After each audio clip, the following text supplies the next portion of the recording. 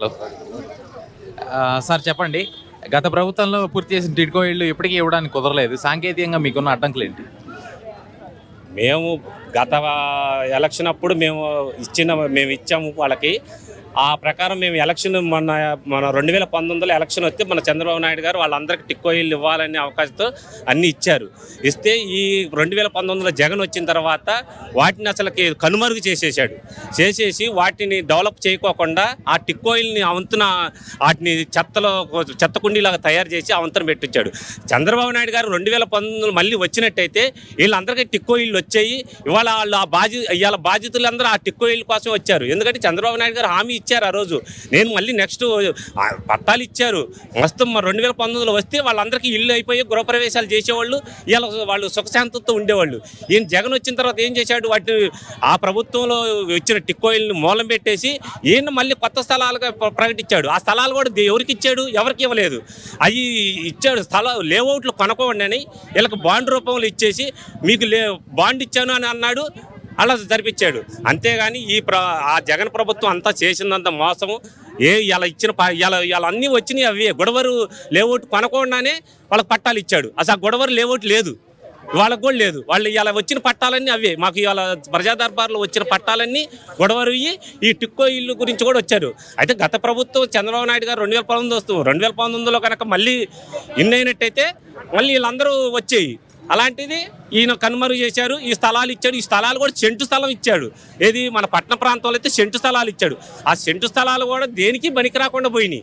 వాళ్ళు దేనికి వస్తున్నాయి? ఇప్పుడు ఇలా ఫ్యామిలీ ఉందండి, ఒక ఇద్దరు పిల్లలు వాళ్ళు ఉండాలంటే ఆ సెంటు స్థలం ఉండలేకపోతున్నారు. ఇచ్చినా ఈ సుఖం లేదు. అలా అవి కూడా మూలం పడేశాడు. వాటికి బిల్లులు పడలేదు. వాటికి కొన్ని బిల్లులు కట్ చేశాడు. కొన్నిటికేమో వాటిని క్యాన్సిల్ చేసి ఇచ్చాడు. అవన్నీ జరిగినాయి. జగన్ గారు రూపాయికి ఇస్తాను డబ్బులు ఏం పే చేయకండి కూడా అన్నారు. అది ఎంత మటుకు వచ్చింది? ఆ టైంలో ఎంత మటుకు అయినాయి? ఏ దశలో ఉన్నాయి ఇప్పుడు అవి? అసలు రూపాయికి ఇంత మట్టికి అసలు ఎక్కడ జీవో కూడా లేదు అన్నాడు. కానీ ఇంత మట్టికి ఆ జీవో తీసుకొచ్చింది ఎవరికి ఇచ్చింది కూడా లేదు కదండి.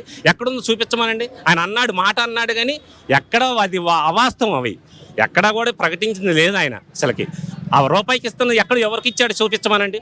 ఒక్కటన్ను చూపించమనండి. ఇది గొడవరు ఇచ్చిందండి. ఇప్పుడు వచ్చారు మన ప్రజా దర్బార్లో. ఆ గొడవరిలో వీళ్ళకి లేఅవుట్ లేదు, కొనలేదు ఈయన. కానీ వీళ్ళకి పట్టా ఇచ్చాడు, రిజిస్ట్రేషన్ కూడా చేసి ఇచ్చాడు. అసలు లేఅవుట్ లేకుండా ఎలా ఇచ్చాడు ఈ పట్టాలు? ఇప్పుడు మాకు వచ్చిన ప్రజా దర్బార్లు ఇవన్నీ ఇవే సమస్యలు. ఈ సమస్యలన్నీ ప్రియతమ ముఖ్యమంత్రి గారు, అలాగే మా శాసనసభ్యులు గారు గద్దె రామ్మోహన్ రావు గారు వీటిని కూడా తీసుకోండి. ఈ లేఅవుట్లు లేకుండా ఎలా ఇచ్చాడో వీటిని మనం కూడా పరిష్కరిద్దాం. వీళ్ళకి మళ్ళీ మన ప్రభుత్వంలో 2 సెంట్లు వచ్చే అవకాశం చూద్దామని అన్నారు. అందుకని వీటిని ప్రజా దర్బార్లో తీసుకుని మేము మళ్ళీ ఈ ప్రభుత్వంలో వీళ్ళకి న్యాయం చేసేటట్టు చేద్దామని ఈ ప్రజా దర్బార్లో అర్జీలు తీసుకుంటున్నాం. తర్వాత ముఖ్యమంత్రి గారు కాల వ్యవధి తీసుకొని ఆ కాల వ్యవధిలోనే పరిష్కరించండి సమస్యలు అని చెప్పి అంటున్నారు. మీరు లక్ష్యాలు ఎలా నిర్ణయించుకుంటున్నారు?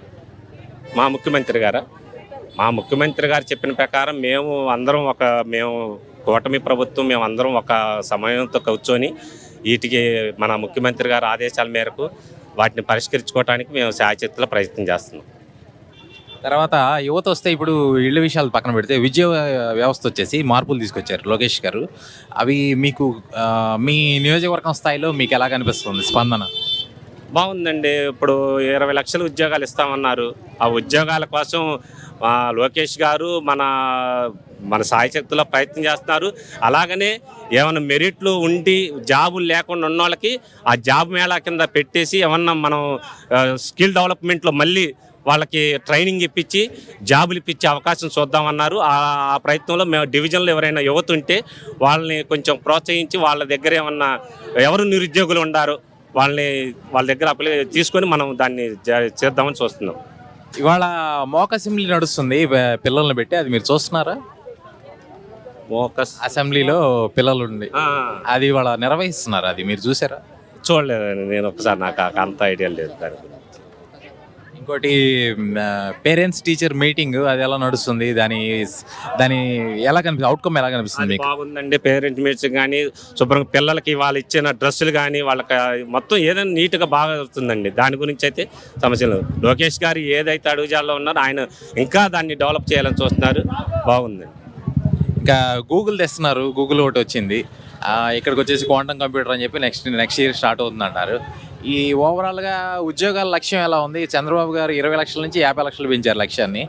క్షేత్రస్థాయిలో ప్రజలు మిమ్మల్ని ఏమడుగుతున్నారు ఉద్యోగాలు? అదే గూగుల్ వైజాగ్లో రావటం చాలా అద్భుతంగా ఉంది. మన ప్రీతమ ముఖ్యమంత్రి గారు దాన్ని తీసుకురావటం, మనకు ఉద్యోగ అవకాశాలు పెరుగుతాయని యువత ప్రోత్సాహం మనకి డివిజన్ల వారిగా తిరిగినప్పుడు కానీ లేకపోతే ఎక్కడైనా కనిపించినప్పుడు సార్ చంద్రబాబు నాయుడు గారు మంచి గూగుల్ తీసుకురావటం మంచి ఇదిగా ఉంది. వైజాగ్లో మాలాంటి యువతకి కొంచెం అవకాశాలు ఉన్నాయి.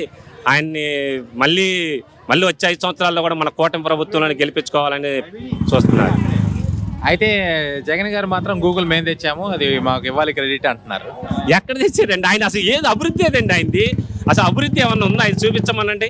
ఆయన ఏ రోజు ఒక నియోజకవర్గంలో ప్రకటించాడు? లేకపోతే ఏం చేశాడు? ఆయన ఎప్పుడు ఫామ్ హౌస్లో కూర్చోవడమే సరిపోయింది కానీ ఎక్కడ ఆయన బయటకు వచ్చి అభివృద్ధి చూసింది లేదండి. అంత శూన్యమే. ఆ శూన్యం కాబట్టి జనం ఎలా ఉన్నారు. ఇప్పుడు ప్రస్తుతం మళ్ళీ జగన్ గారు క్షేత్ర స్థాయిలో మళ్ళీ పర్యటిస్తానంటున్నారు, నియోజకవర్గాలని తిరుగుతానంటున్నారు. ఆ,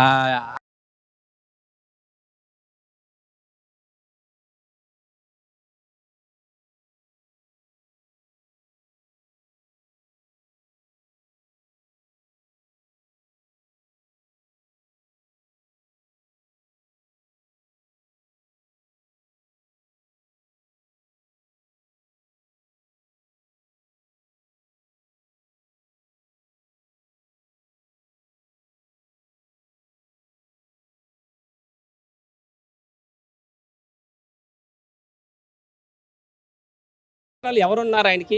ఆంధ్రాలో ఎక్కడైనా మీటింగ్ పెట్టమనండి, ఏం వస్తారో ఏంటో చూపిద్దాం.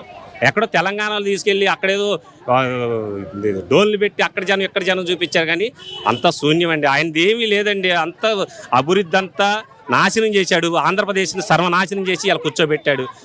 ఇవాళ మనం ప్రీతమ ముఖ్యమంత్రి గారు వచ్చాక ఇప్పుడు ఎన్ని ఇండస్ట్రీలు వస్తున్నాయి, ఇప్పుడు ఆ గూగుల్ అనేది ఏంటి, అవన్నీ ఎంతవరకు తీసుకొచ్చారు? ఇక్కడ వల్లభనేని వంశీ గారు మళ్ళీ చైతన్యవంతం అవుతున్నారు, మళ్ళీ వస్తారు, జనాల మధ్యలోకి వస్తారని వల్లభనేని వంశీ గారు కూడా ఒక టాక్ వినిపిస్తుంది. పిలిచారు, మాట్లాడారు, వస్తారని చెప్పి. మళ్ళీ ఆయనకి ఓటేసే అవకాశం ఉందంటారా ప్రజలు? ఇంకెట్టేస్తారండి. మొన్నే తిరస్కరించారు. ఇంకా వంశీ గారి పని అయిపోయినట్టేనండి. ఇంకా తిరస్కరించారు. ఆయన రావటం కష్టం. ఇంకా ఆయనకి ఆంధ్రాలో ఎక్కడైనా మీటింగ్ పెట్టమనండి, ఏం వస్తారో ఏంటో చూపిద్దాం. ఎక్కడో తెలంగాణలో తీసుకెళ్ళి అక్కడేదో డోన్లు పెట్టి అక్కడ జనం ఇక్కడ జనం చూపించారు కానీ అంత శూన్యమండి. ఆయనది ఏమీ లేదండి. అంత అభివృద్ధి అంతా నాశనం చేశాడు. ఆంధ్రప్రదేశ్ని సర్వనాశనం చేసి ఇలా కూర్చోబెట్టాడు. ఇవాళ మనం ప్రీతమ ముఖ్యమంత్రి గారు వచ్చాక ఇప్పుడు ఎన్ని ఇండస్ట్రీలు వస్తున్నాయి, ఇప్పుడు ఆ గూగుల్ అనేది ఏంటి, అవన్నీ ఎంతవరకు తీసుకొచ్చారు? ఇక్కడ వల్లభనేని వంశీ గారు మళ్ళీ చైతన్యవంతం అవుతున్నారు, మళ్ళీ వస్తారు, జనాల మధ్యలోకి వస్తారని వల్లభనేని వంశీ గారు కూడా ఒక టాక్ వినిపిస్తుంది. పిలిచారు, మాట్లాడారు, వస్తారని చెప్పి. మళ్ళీ ఆయనకి ఓటేసే అవకాశం ఉందంటారా ప్రజలు? ఇంకెట్టేస్తారండి. మొన్నే తిరస్కరించారు. ఇంకా వంశీ గారి పని అయిపోయినట్టేనండి. ఇంకా తిరస్కరించారు. ఆయన రావటం కష్టం. ఇంకా